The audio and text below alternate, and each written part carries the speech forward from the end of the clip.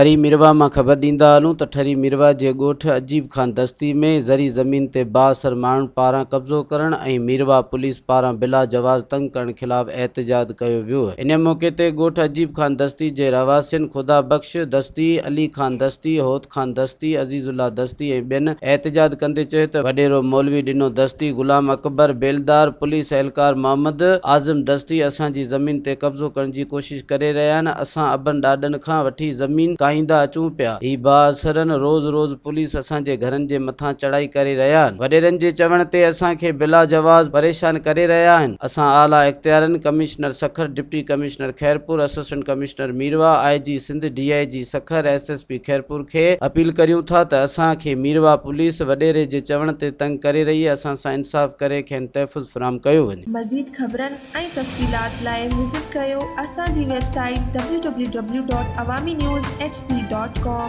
ऐं ॾिसंदा रहो अवामी न्यूज़ HD।